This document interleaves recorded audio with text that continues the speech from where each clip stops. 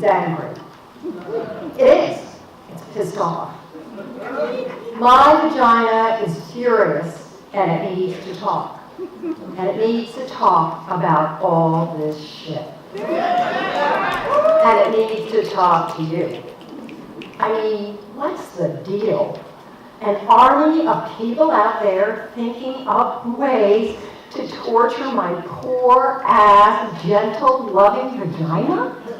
Spending their days constructing psychopotics and nasty ideas to undermine my pussy? Vagina motherfuckers.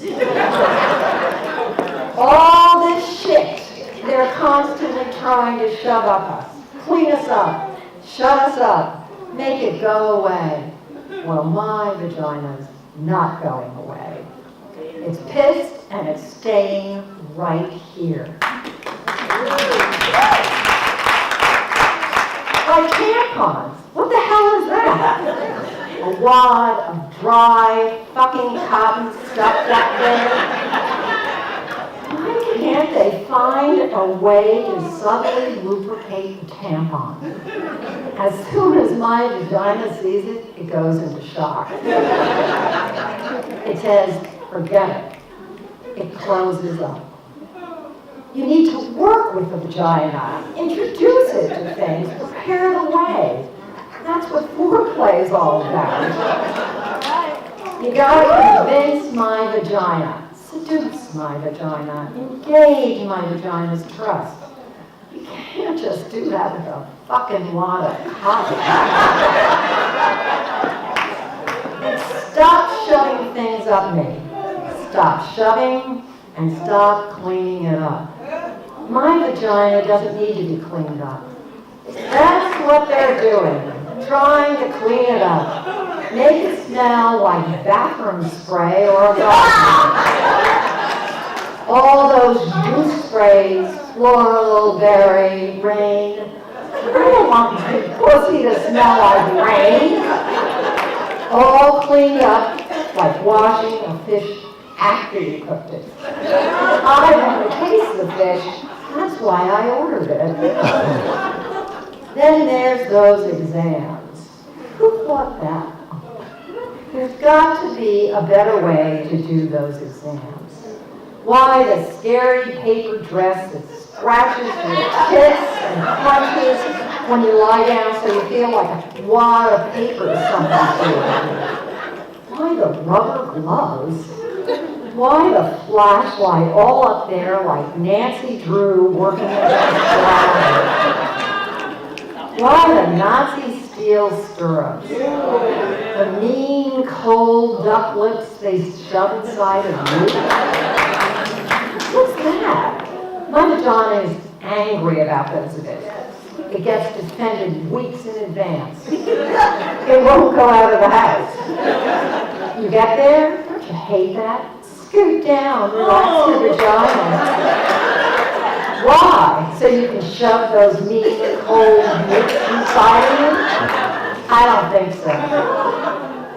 Why can't they find some nice, delicious purple velvet and wrap it around me, lay down on some feathery cotton spread, put on some nice, friendly pink or blue gloves, and rest my feet in some fur-covered stirrups? Yeah. Warm up the duck lips. Work with my vagina. But no, more torture. Dry wad of fucking cotton, cold duck lips, and thong underwear. That's the worst. Thong underwear. What's that up? Moves around all the time, gets stuck in the back of your crusty butt. Vagina's supposed to be loose and wide and not held together. That's why girdles are so bad. We need to move and spread and talk and talk. Vaginas need comfort. Make something like that. Something to give them pleasure. No, of course they won't do that. Hate to see a woman having pleasure, particularly sexual pleasure. I mean, make a nice pair of soft, cotton underwear with a French tickler in it. Women would be coming all day long, coming in the supermarket, coming on the subway, coming in happy vaginas. They wouldn't be able to stand it. Seeing all those energized, not taking shit, happy vaginas. If my vagina could talk, it would talk about itself like me. It would talk about other vaginas. It would do vagina impressions.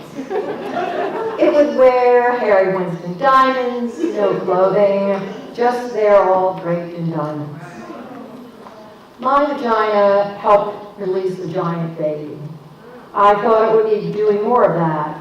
It's not. Now, it wants to travel, doesn't want a lot of company, it wants to read and know things and get more. And it wants sex. It loves sex. It wants to go deeper. It gets hungry for depth. It wants kindness. It wants change. It wants silence and freedom, and gentle kisses and warm liquids and deep touch. It wants chocolate. It wants to scream. It wants to stop being angry. It wants to come. It wants to want. It wants. My vagina, well, it wants everything.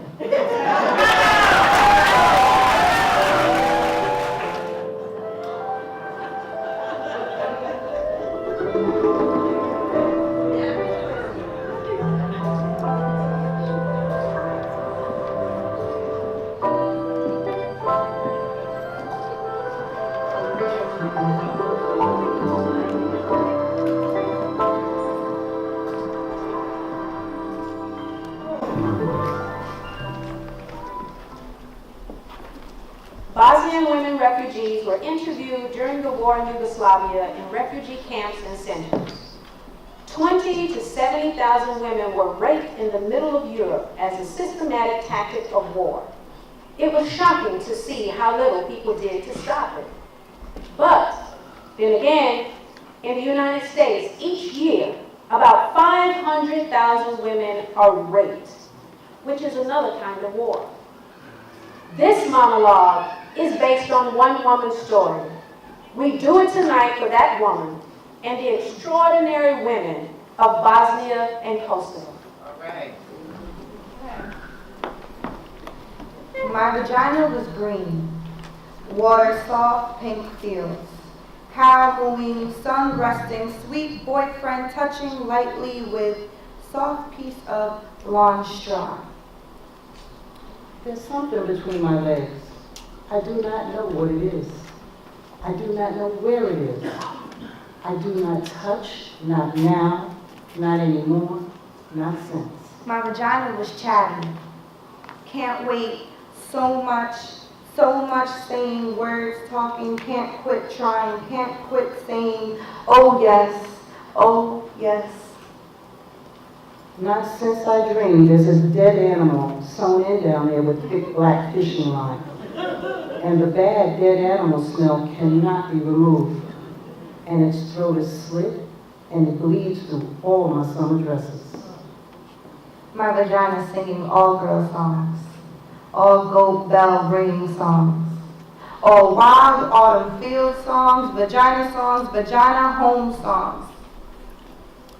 Not since the soldiers put a long, thick rifle inside me, so cold, the steel rod canceling my heart. Don't know whether they're going to fire it or shove it through my spinning brain. 6 of them, monstrous doctors with glass masks, shoving bottles up me too. There were sticks and the end of a broom. My vagina, swimming river water, clean spilling water over sun-baked stones, over stone clit stones over and over. Not since I heard the skin tear and made lemon screeching sounds. Not since a piece of my vagina came off in my hand, a part of the lip. Now one side of the lip is completely gone. My vagina, a live, wet water village, my vagina, my hometown. Not since they took turns for 7 days, smelling like feces and smoked meat. They left their dirty sperm inside me. I became a river of poison and pus, and all the crops died, and the fish. My vagina, a live, wet water village. They invaded it, butchered it, and burned it down. I do not touch now. Do not visit. I live someplace else now. I don't know where that is.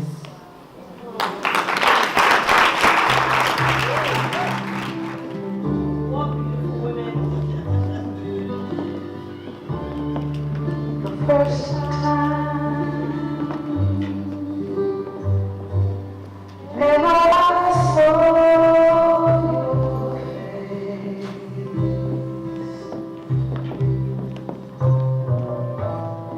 I thought the sun rose in your eyes,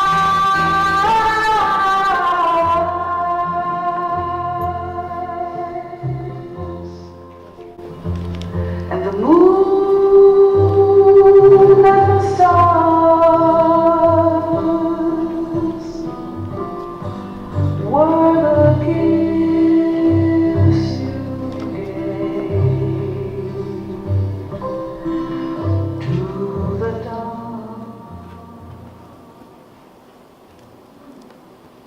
Islamabad. They all knew something terrible was going to happen every time he came home. The things he used. First time he grabbed a pot. He smashed her head. He smashed her right eye hard.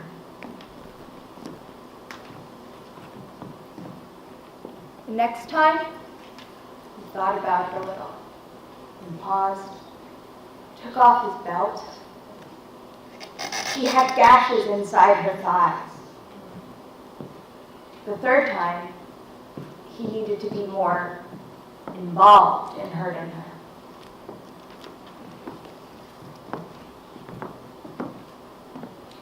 So he beat her with his fist. He broke her nose. They heard her screams. They heard her beg. They wouldn't intervene. She was his unwritten law. Don't ask what she had done. It was just her face that pissed him off. Her needy face, waiting for more. The last time he had had enough of her. He planned it out. He got the acid in advance. He poured it in a jar. She said she needed money for food for them. She looked like that, Like that. Like that. like that. Her face is gone, totally melted off. Just eyes. That's all you see. That's all. Just eyes encased in gooey flesh. I tell you this because she's there inside that mess. Inside this monstrous mask, inside the death of her esteem, inside this wish to make her none. She's there, I swear. I heard her wheeze. I heard her sigh. I heard her babble something with what was once her mouth. I heard her. I swear she lives in there. Baghdad. When she woke up, her face was on fire. Bombs had fallen from the sky, and her face was in flames. She couldn't scream. The burning encircled her throat like falling tower.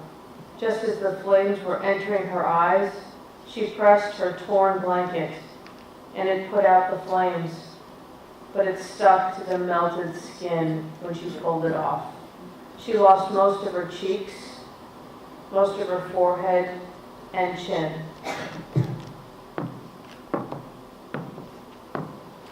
This was not a dream. There was nowhere to go. There was nothing to say as they wandered the streets of Baghdad, looking for a hospital or a doctor who knew what to do when a face burns off. Her father, unable to look at his only daughter oozing through the bandages he had made of white rags, hated looking at her that way, hated whoever she had become, no longer a relative, no longer someone he knew, no longer a woman he could marry off, but still something he was responsible for. He hated the planes that dropped fire from the sky, who promised freedom and instead destroyed. He hated those planes, but right now he hated his bandaged, melted, needy daughter more. Juarez. We look at the photographs in Esther's book. Each woman is dark, particularly young. Each woman has brown eyes. Each woman is gone. There is one girl missing for 10 months. She was 17 when they took her. She worked in Macahadora. She stamped thousands of coupons of products she would never afford. $4 a day. They paid her and bused her to the desert to sleep in freezing shit. It must have been on the way to the bus they took her. It must have been dark outside. It must have been lasted until morning. Whatever they did to her, they went on and on. You can tell from the others who showed up without hands or nipples. It must have gone on and on.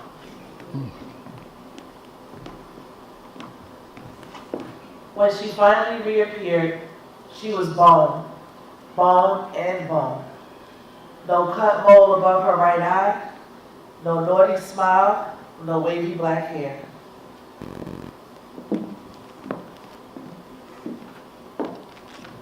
Bone. She came back as bone. She and the others in Esther's book. All beautiful, all being, all coupons, all faces, all gone. 300 faces gone. 300 noses gone. 300 chins. 300 dark penetrating eyes. 300 smiles. 300 mulatto colored cheeks. 300 hungry mouths about to speak. About to tell. About to scream.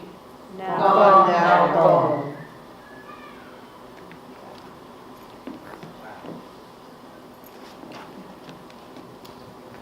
I saw all of this with these eyes. I swallowed the ashes of their sorrow with this mouth. I choked on the ugliness of their melted beings with this throat. I smelled the burning, screaming flesh. I tried to turn away. When she lifted her chadador in the restaurant, when she took off the bandages to prove to the soldiers how bad it was, when they raised the plastic cloth that concealed the bone outline of her head in the morgue, I tried to turn away.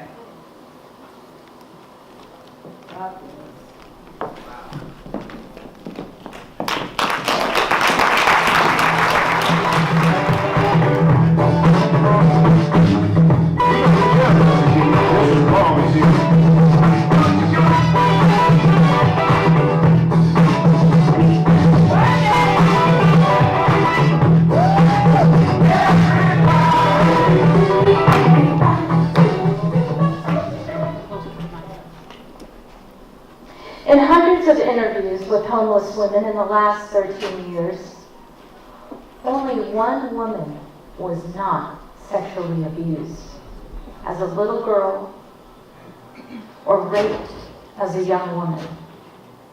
For most of these women, home is a very scary place, a place that they have fled. The shelters are, ironically, the first places many of them ever find safety or protection or comfort. This is a woman's story as she told it. What isn't in the story is the fact that this woman met another woman in a shelter, and they fell in love, and through their love, they both got out of the shelter system.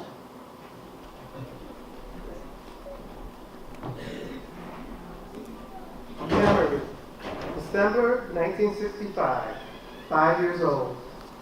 My mama tells me in a scary, loud, life-threatening voice to stop scratching my coochie snorcher.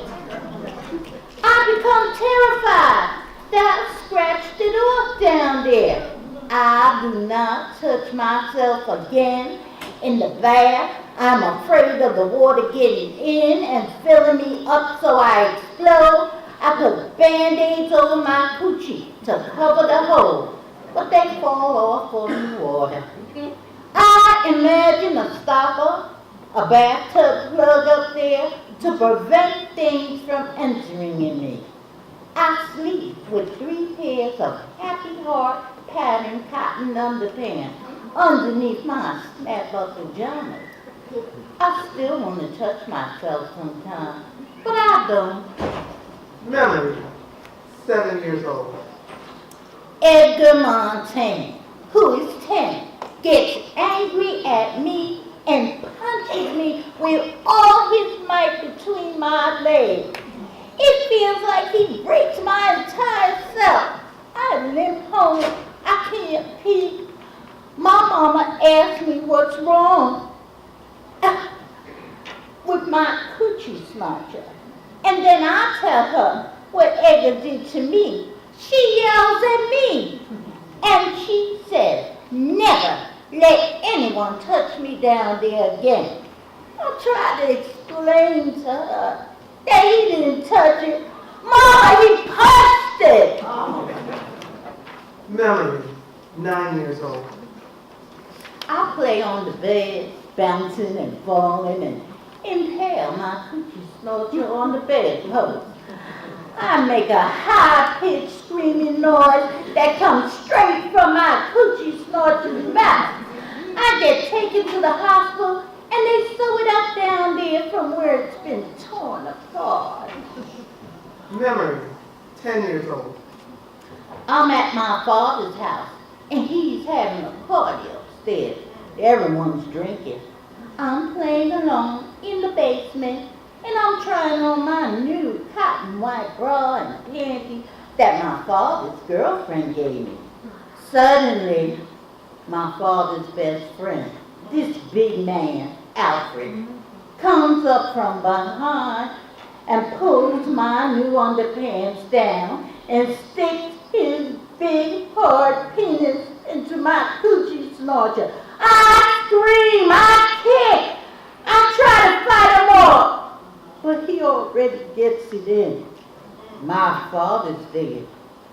Then, and he has a gun, and there's a loud, horrible noise, and then there's blood all over Alfred and me, lots of blood. I'm sure my coochie snorcher is finally falling out. Alfred is paralyzed for life, and my mama doesn't let me see my father for 7 years. Memory, 13 years old. My coochie snorcher is a very bad place. A place of pain, nastiness, punching, invasion, and blood. It's a sight for mishap. It's a bad luck zone. I imagine a freeway between my legs and I am traveling, going far away from here. Memory, 16 years old. There's this gorgeous 24-year-old woman in our neighborhood, and I stare at her all the time.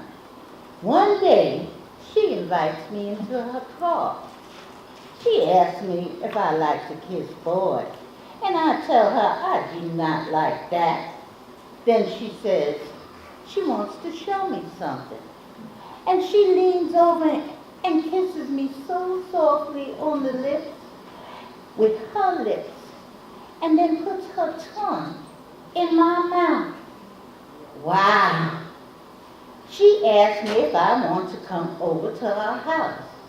And then she kisses me again, tells me to relax, to feel it, to let our tongues feel it. She asked my mama if I could spend the night. And my mother's delighted that such a beautiful, successful woman has taken an interest in me. I'm scared and I can't wait. Her apartment is fantastic. She's got it hooked up. It's the 70s, the beads, the fluffy pillows, the mood lights. I decided right there that I want to be a secretary like her when I grow up.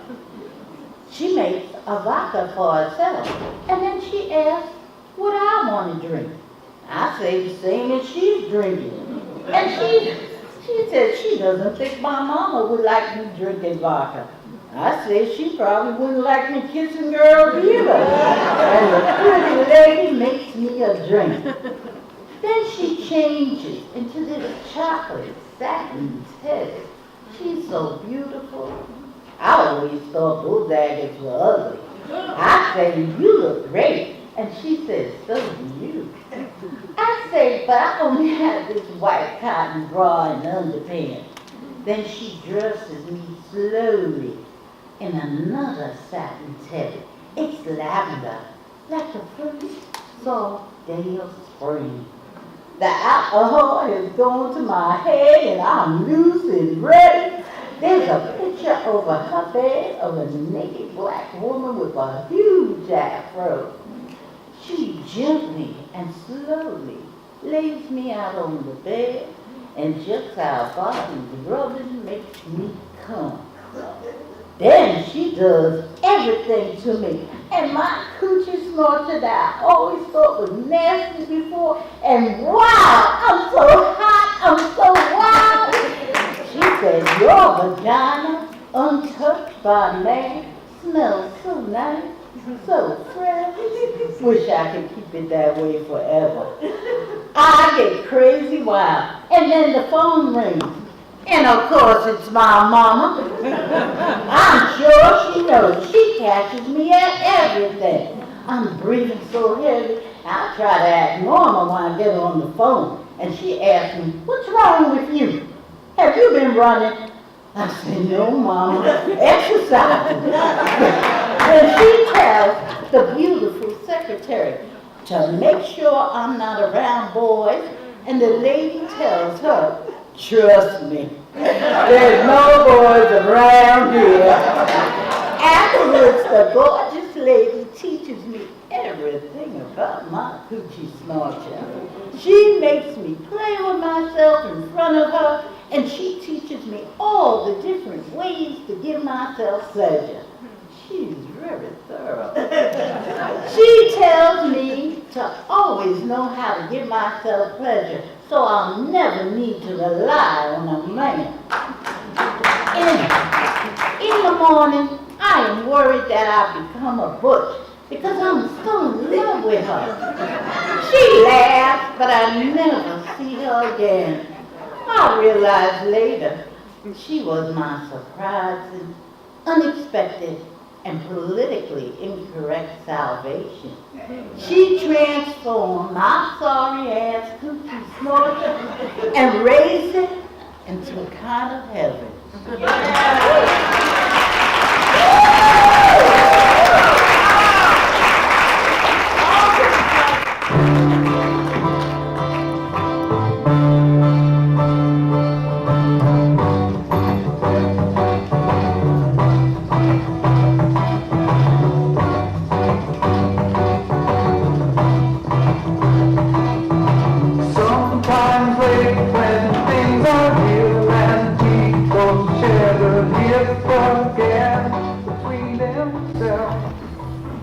What does my vagina smell like? Earth, wet garbage, God, water, a brand new morning. Depth, sweet ginger, sweat. It depends.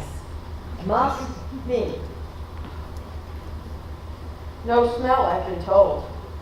pineapple, Shelley's Essence, Paloma Picasso. Earthy, meat and musk, cinnamon and cloves, roses, spicy, musky, jasmine, forest, deep, deep forest. Damp moss, yummy candy, the South Pacific. Somewhere between fish and lilac.